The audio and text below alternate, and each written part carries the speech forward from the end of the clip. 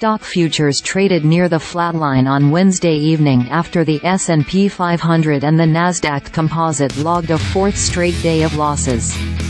Futures tied to the S&P 500 added 0.03%, while Nasdaq 100 futures gained 0.1%. Dow Jones Industrial Average futures were little change. In extended trading, credit bureau Equifax declined 6.4% on disappointing second-quarter guidance that missed Wall Street estimates. Shares of Las Vegas Sands slipped 2.3% after first-quarter revenue narrowly beat analysts' forecasts. Tech stocks struggled on Wednesday, with the S&P 500 and the Nasdaq Composite registering their fourth consecutive losing session. Nvidia pulled both indexes lower, as the artificial intelligence play dropped nearly 4%.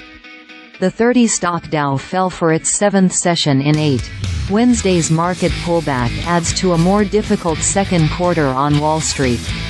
All three major indexes are lower so far in April, in stark contrast to the stronger-than-expected market performance seen in the first quarter.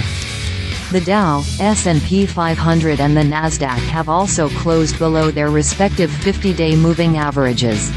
The initial support for the S&P on that breakdown was 5,000 or just below, JPMorgan head of technical strategy Jason Hunter said on Closing Bell Wednesday. Now the question is, does a bounce develop from there, and if it does, is it able to get back above the breakdown levels? The 50-day moving average, the area where it gapped down from? He said he's watching the 5,150 to 5,200 level of the S&P 500 as key resistance.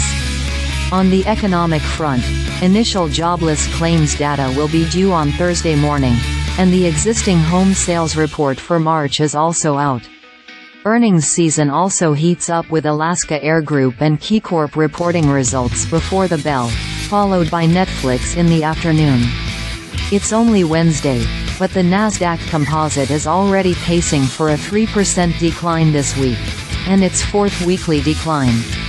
If the tech-heavy index ends the week in the red, it'll mark the longest weekly losing streak for the Nasdaq since December 2022. As it stands, the 3% fall already puts the Nasdaq on track for its worst weekly performance since January.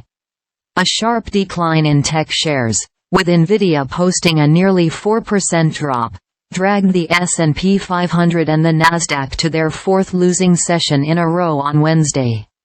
It also pulled the two indexes deeper into negative territory for April Darla Mercado. Chris HayesA's strong slate of first-quarter earnings can serve to defend markets from high interest rates, according to Barclays. We think earnings can still backstop equities against higher rates, analyst Emmanuel Cau wrote on Wednesday. Much lowered Q1 estimates offer room for beats, and pullback has reduced froth, so long as improving activity data keep an FY24 earnings recovery on track. Buy the dip may work. However, re-rating leaves little margin for error, Cau added.